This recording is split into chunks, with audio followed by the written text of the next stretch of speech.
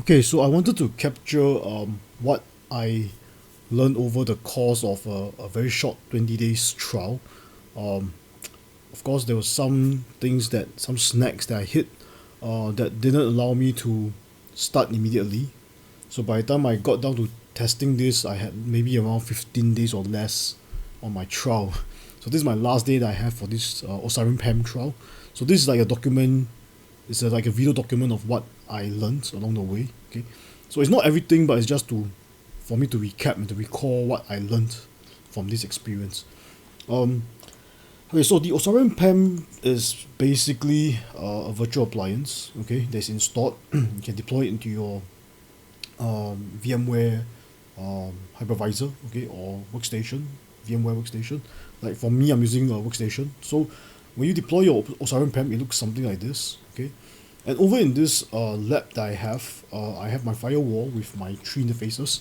So I have simulated a WAN zone, a LAN zone, as well as a DMZ. So my PAM appliance is located on my DMZ. Okay, so is my map server. And my map server is internally is open up.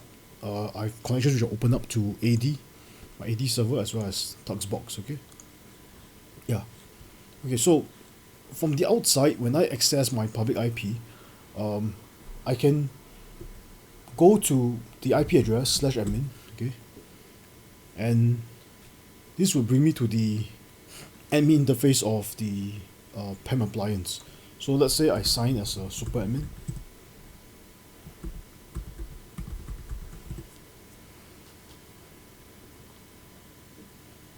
Oops.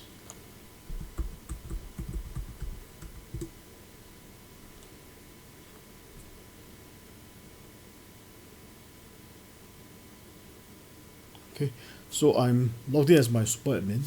This is the landing page. This is where they show a summary of things like your devices and your users, and whether your accounts were fully managed, unmanaged, or unapproved or whatever. Okay, and they show the top users.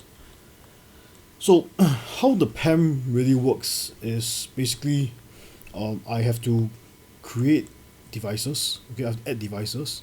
So these devices are basically targets going to, let's say for example, like Tuxbox or AWS Cloud. Okay, and let's say for example I go to Tuxbox. Okay, so when you create devices, basically what you do is that they'll ask you to key in things like the IP address of target, the port numbers, and maybe like things like credentials. Okay, so in this case I key in the credentials for access to my Tuxbox. Okay, which is basically for SSH and Cockpit Web UI 2.0.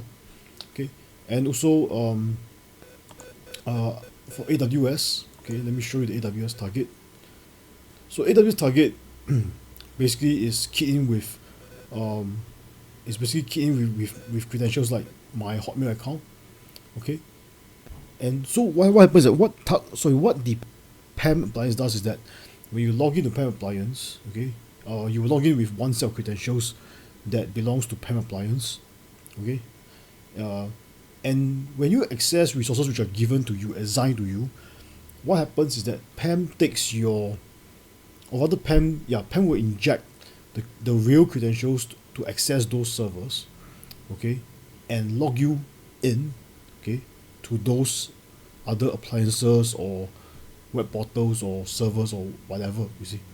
So at no time does the real password of those servers or the web portal access actually pass between you, okay, and the interface of the PAM appliance.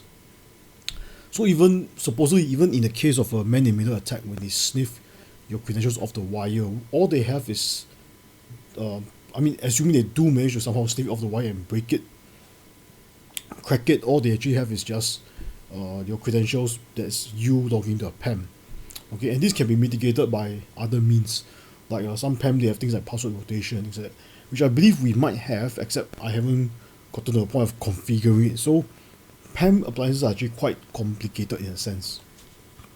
Okay, so after I create the devices, I create the users. Okay, and inside my users I have two users, myself, which I made myself as a super admin as well, and I have John Wick. Okay, and I associate those users with the group. So I created an access group. Okay, something called access group, and I put John Wick under access group. And I also created something called profiles, which I associated with the group as well. Okay, so I have a Linux profile, I have an AWS profile.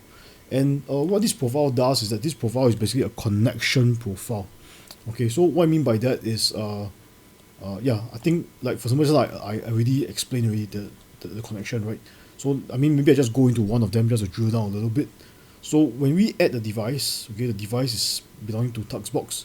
This is a target going to Tuxbox, and I select the group that got access to this profile, okay, and I go to manage, and inside manage I select the tools that I want to use, okay, with this profile, and I select the map server, okay. Now the reason why it requires a map server is because the PAM appliance is a Linux box. When it tries to log into certain places, certain websites, or even try to go to certain servers, or even for like RDP and things like that, it will not be able to speak the same protocol, or it may not be able to render the thing correctly and present it back to you correctly, you see. So it requires something known as a map server. So the map server actually sits on a separate so a VM that's actually which is actually a Windows VM. Okay, in this case this is a server 2012 R2 VM. So my map server is installed on this box, okay, on this VM, okay, and yeah, so it's configured over here, and the same thing is done with my AWS access as well, okay. So just basically configuring the PAM. I mean this is only very simple, like first level kind of configuration. Of course, when you go into things like RDP access, RDS access and things like that, or multiple users and all that, in terms of like going to different places and all these things can get very complicated. So what I'm doing is just documenting the basics of it only. So maybe at a later time when I manage to get a license extension, I can come back here to explore this more in depth. Okay, so maybe let me log out first from the admin console, and let me log in as John Wick, which is one of the users. So to access the normal user console, I just go straight into the IP address itself. I edit the username, I change it to John Wick, John.Wick. I sign in as John Wick.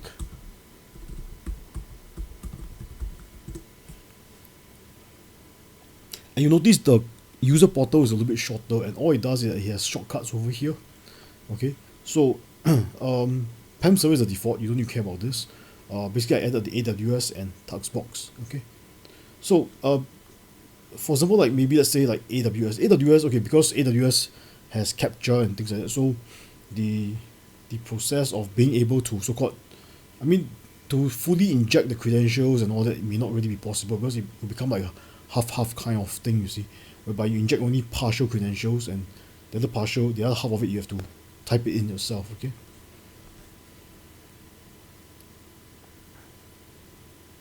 So this is the part where the map server intercepts it. That's why I can see they show the Osirium launching, and then this browser, by the way, belongs to that server 2012 R2 server, not to my PAM appliance, by the way, okay. So you see it actually connects in for me directly, and I get some kind of error which I can just ignore, okay, and I can try to type in the capture password, or rather the capture text. And okay, I got through, and now I key in the password.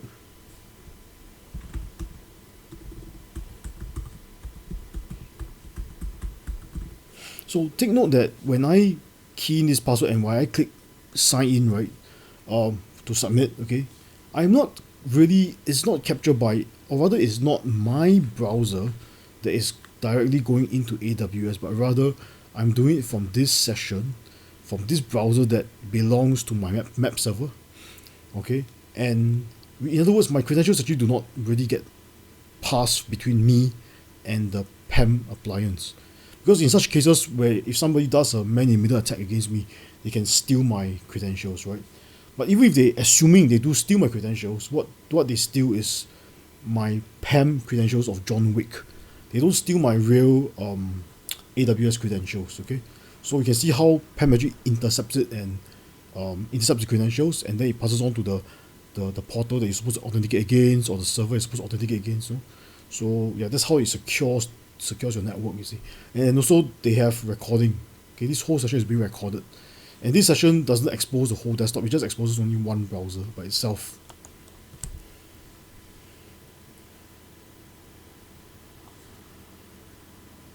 So I log in and yeah, I'm inside AWS, my AWS management console. Okay, so this is it for AWS. I can terminate the session. And this session gets recorded, by the way, okay, inside the admin console, okay, under access. Okay, and the next thing I'm going to go to is like maybe let's say SSH. So if I click on SSH, okay, this opens up a connection to my Tux box, which is my Linux server, okay, on my trusted side of the LAN. And if you notice that, no, there's this John Wick underscore root.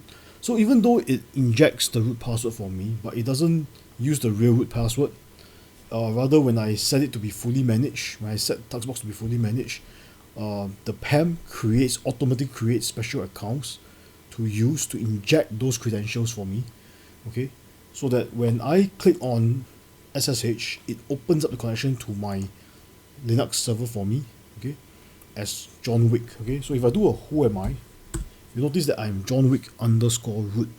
And this account wasn't created by me. This account was automatically created by the PAM appliance itself. So it's one of the special system accounts they use to open up SSH connections to it. And of course, if I do want to do any root level access kind of work, I still have to do a sudo, or I have to do a su to root. Okay. So that's basically how it works. And again, this session is being recorded. Any commands I type here will get recorded as well. Okay, for audit purpose. And I can terminate this session. Okay. So now if I click on the Cockpit Web UI, Cockpit is actually the CentOS graphical management interface, which I don't use, but it's installed by default when I do my CentOS installation. So I just happen to find a tool available for Osirium PAM, and I just decided to actually select this Cockpit UI, Web UI tool for it. Okay. So I click on the Web UI tool, it opens up.